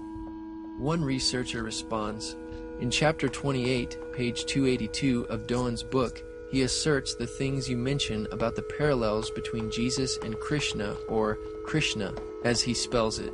He gives the appearance of documenting his assertions about Krishna being crucified and resurrected, for example, in extensive footnotes. But when you check out the footnotes, each one refers not to an original document for its basis, but to another chapter in the same book. In the case of the critical for Christian's assertion, The Resurrection, chapter 23, he then documents his statements about Krishna on page 215 in yet another footnote, this time again not to original documents of any kind, but to other scholars' books, Higgins' Anacalypsis and Asiatic Researches. I was able to find the Asiatic Researches and could only find one sentence there in which the author unknown simply referred, almost as a passing thought, to Krishna having died and returned to his heavenly seat. What kind of argument, much less evidence or proof, is that? Clearly, Doan is making wild and imaginative assertions here. Acharya S., author of The Christ Conspiracy, was the consultant for Zeitgeist. However, when one examines Acharya's bibliographical material, it is proven to be a ripoff from the material from earlier authors cited in the Zeitgeist transcript. Some of Acharya's most cited material comes from The World's 16 Crucified Saviors by Kersey Graves. Any allegations of 16 other saviors who all resemble the same characteristics of Jesus is most likely based on this book. However, this book is an unreliable source. Even atheist Richard Carrier criticized, "The World's 16 Crucified Saviors is unreliable, but no comprehensive critique exists." Most scholars immediately recognize many of his findings as unsupported and dismiss Graves as useless. After all, a scholar who rarely cites a source isn't useful to have as a reference even if he is right. In response to the lengthy and detailed refutations of Zeitgeist, Acharya S. has recently responded in a short 10-minute internet commercial for her books. We will analyze some of her ideas which have not been previously discussed in this film. Why is the information in Zeitgeist Part 1 not widely known? In the first place, because of blasphemy and heresy laws, in the not-too-distant past, people could lose their jobs, friends, families, or even lives for merely questioning Christian dogma, which caused many people to remain silent on these issues. Here is Acharya's first excuse for not having any evidence for her facts.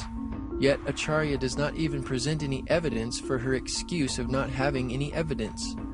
The blasphemy and heresy laws to which she refers were imposed by the paganized Roman Catholic Church upon Christians who would not follow the Catholics' perverted religious practices, and the only information that was suppressed by those Catholics was the Bible, because it condemned their actions.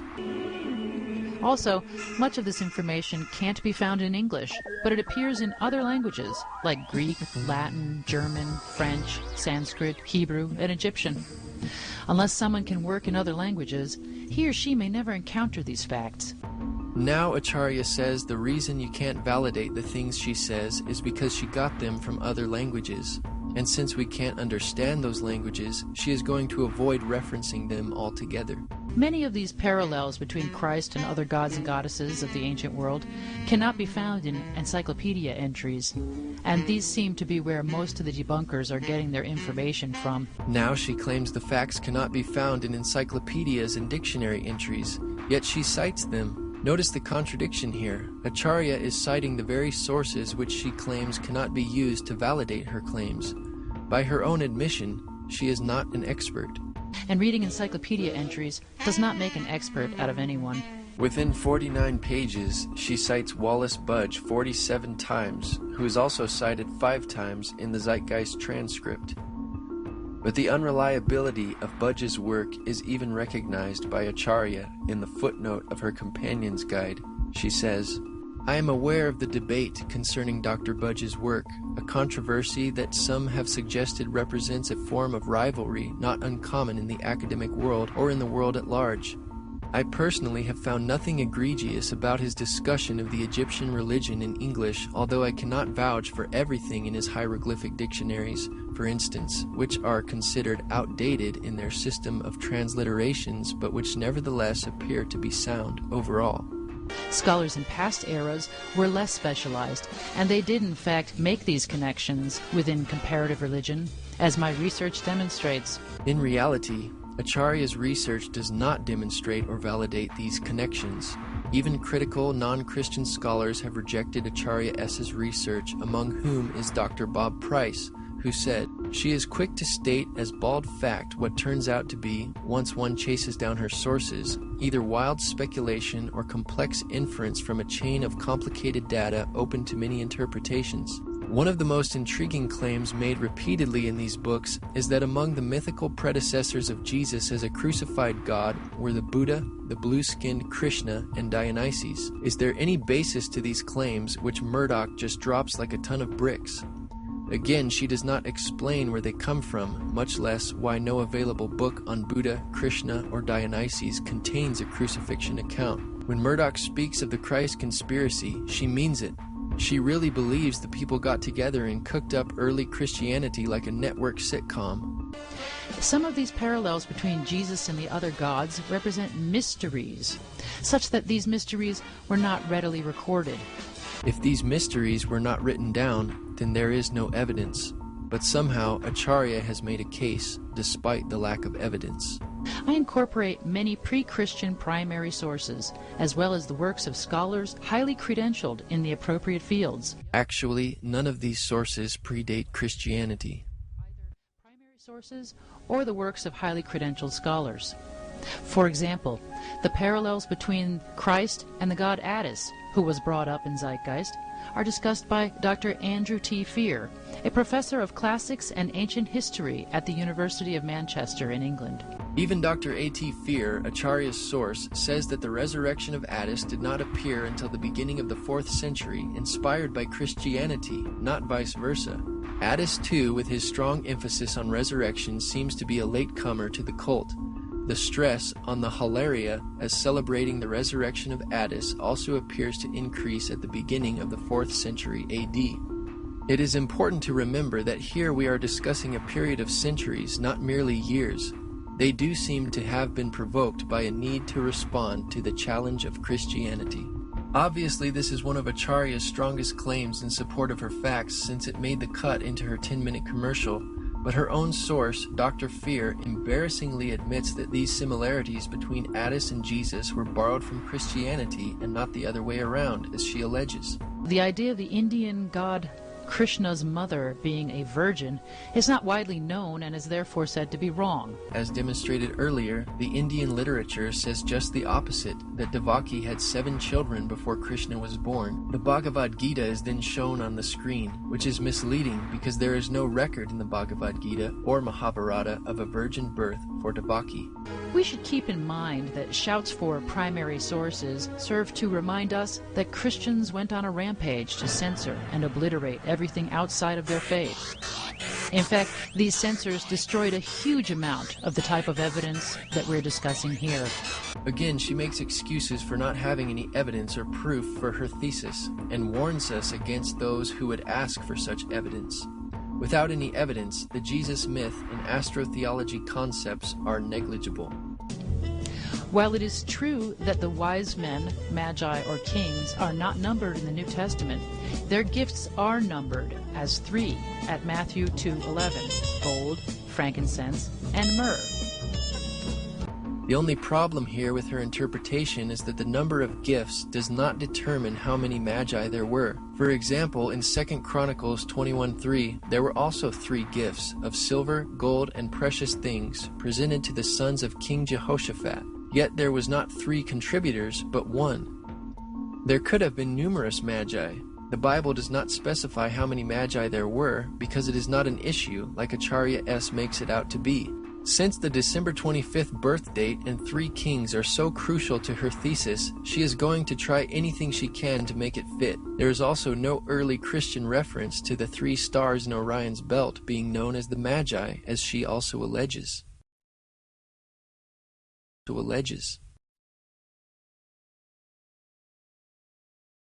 Next, we will demonstrate how the modern proponents of the Jesus myth theory and sources behind Zeitgeist and Acharya S.'s work are typically advocates of Freemasonry, Theosophy, and the New Age, which are all very similar belief systems whose goal, like that of the Zeitgeist movement, is the elimination of Christianity and a utopian society, or paradise, as presented in the Zeitgeist Addendum film. In one of her online articles entitled The Gospel According to Acharya S., she states, "Perhaps the devil brings peace, and not a sword, to humanity. Considering how many people have been killed in the name of God and not the devil, maybe the world is worshiping the wrong entity." She also writes, "The devil is divine. Also cited in Zeitgeist are Godfrey Higgins, Albert Churchwood, cited 6 times, and Manly P. Hall, cited 5 times, which were all members of the Freemasons' secret society. Manly P. Hall, a 33rd degree Mason, wrote on page 48 of his book, Lost Keys of Freemasonry, "When a Mason learns that the key is the proper application of the dynamo of living power, the seething energies of Lucifer are in his hands."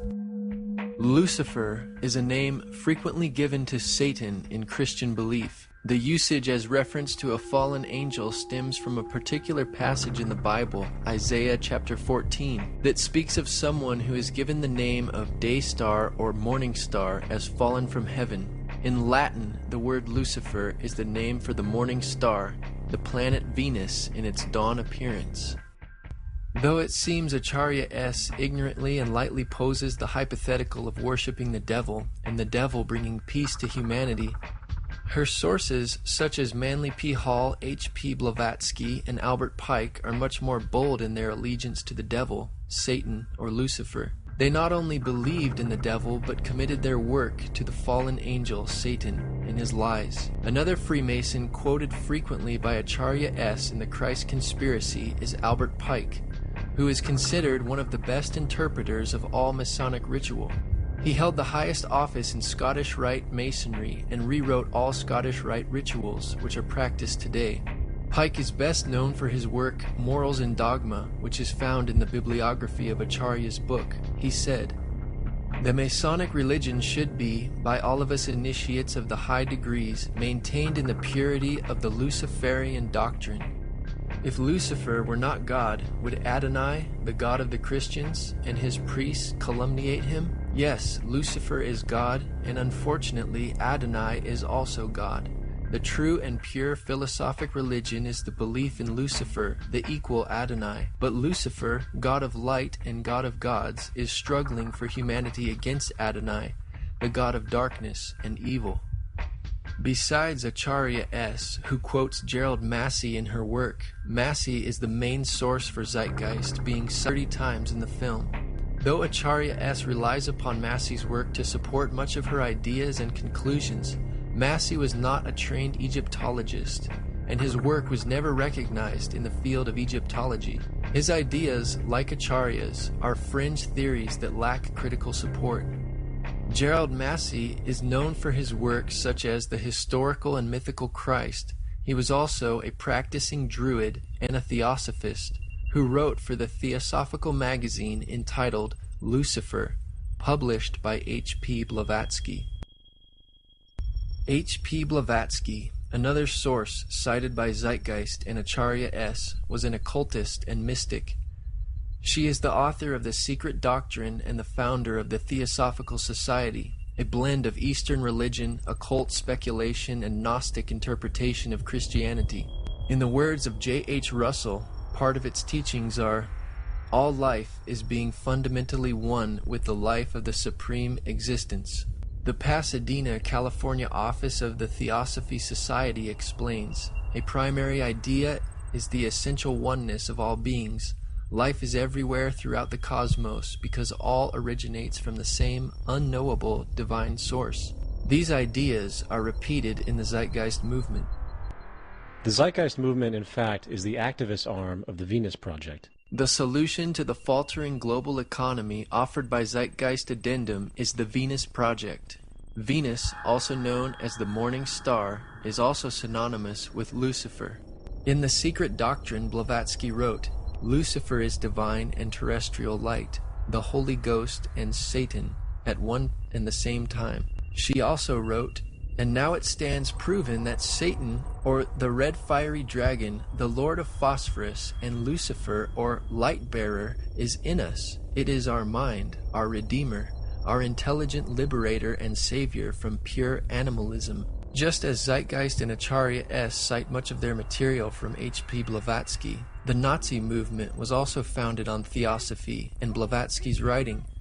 Blavatsky's book, The Secret Doctrine, which is cited by Acharya S. in the film Zeitgeist, was known to be an inspiration to Adolf Hitler. specifically towards his ideas about superior and inferior races. In Section 3 of Blavatsky's book The Key of Theosophy, she wrote of the three objects of theosophy. 1. To form the nucleus of a universal brotherhood of humanity without distinction of race, color, or creed. 2. To promote the study of Aryan and other scriptures of the world's religion and sciences. She also writes, the Theosophical Society is not then a political organization? Certainly not. It is international in the highest sense in that its members comprise men and women of all races, creeds, and forms of thought, who work together for one object, the improvement of humanity, but as a society it takes absolutely no part in any national or party politics. Notice the similarity in the objects of the Zeitgeist movement, stated by Peter Joseph. The Zeitgeist movement is not a political movement. It does not recognize divisionary notions such as nations, governments, races, religions, creeds, or class. Rather, we see the world as one organism, with the human species as a singular family. What the Venus Project represents and what the Zeitgeist movement hence condones could be summarized as the application of the scientific method for social concern. Today, the modern New Age revival can be traced back to H.P. Blavatsky and the founding of the Theosophical Society. Blavatsky's prize pupil, Alice Bailey, developed Blavatsky's teachings into an organized system and coined the term New Age. Bailey taught that humanity must achieve enlightenment by realizing its divinity. Bailey's teachings are kept alive today by the Lucis Trust. The organization was originally called the Lucifer Publishing Company, according to a statement on their website, because Bailey considered Lucifer, the fallen angel, a positive principle, as did H.P. Blavatsky, whom they cite as a great teacher. Though Acharya S. is not a practicing theosophist, Freemason, or Druid like her sources, she does demonstrate loyalty to the New Age movement, which is no different.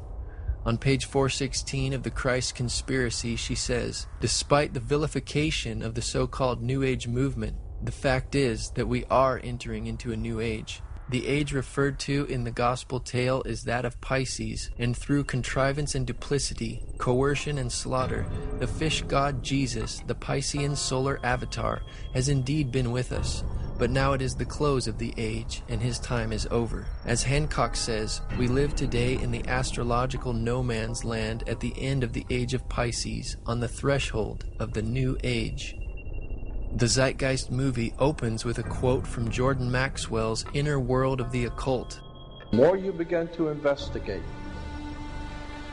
what we think we understand, where we came from, what we think we're doing, the more you begin to see we've been lied to. Maxwell was also heavily influenced by H.P. Blavatsky and Theosophy. Helena Petrovna Blavatsky? Right. Yes, I have all of her works. I think her best work was Isis Unveiled, Part 2, which is theology. Right. Science. And that was an exceptional work. I think that Helena Petrovna Blavatsky, the Russian mystic, was a very wise and perceptive lady. Manly Palmer Hall, one of my very good friends. Manly Palmer Hall, one of my very good friends.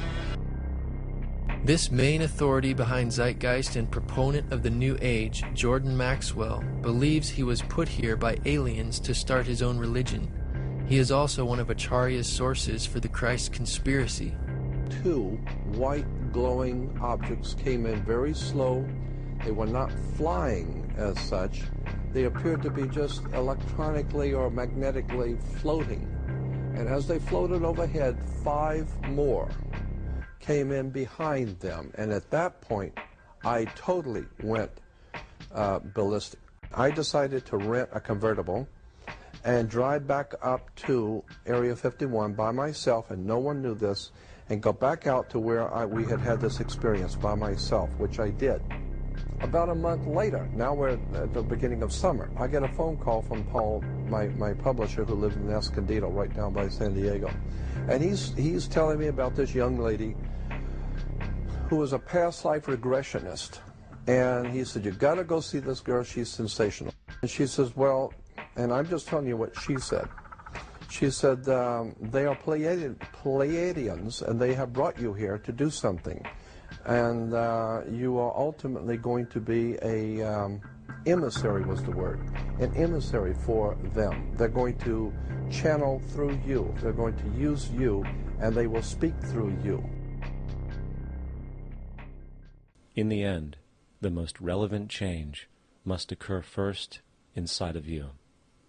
The real revolution is the revolution of consciousness, and each one of us first needs to eliminate the divisionary, materialistic noise we have been conditioned to think is true, while discovering, amplifying, and aligning with the signal coming from our true empirical oneness. It is up to you. That depends on you and not somebody else. You yourself are the teacher and the pupil, you are the master, you are the guru, you are the leader. You are everything. Freemasonry, Theosophy, the New Age, and Zeitgeist movements all represent a relentless quest towards self-deification and the integration of all knowledge and spirituality in order to create a utopian society where all is one and one is all. The Bible is also in a head-on collision with this movement because, in contrast, it teaches that all is not one, all is not God, and human beings are not God. The Zeitgeist movement and Venus Project Utopia theoretically eliminates this problem of sin and human depravity, saying, essentially, that sin, evil, and crime is not caused by free will of individuals, but is a product of society, circumstantial experiences, and money. There is no such thing as a criminal. As repeatedly expressed, the monetary system generates corruption by its very construct. As far as society today, the most fundamental condition for offensive behavior is derived from the monetary system. In contrast, the Bible teaches that humanity's crises stem from the evil and sin of humankind.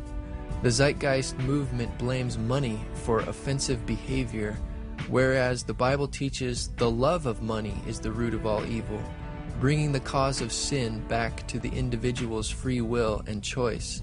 The doctrines of these movements forever removes any possible fellowship with Christians. The only obvious solution to this problem is the eradication of Christianity, as Acharya S. reveals on page 416 of her book, quoting Zeitgeist source Edward Carpenter. As for Christianity's role in this new age, Carpenter states, Christianity, therefore, as I say, must either now come frankly forward and, acknowledging its parentage from the great order of the past, seek to rehabilitate that and carry mankind one step forward in the path of evolution, or else it must perish. There is no alternative.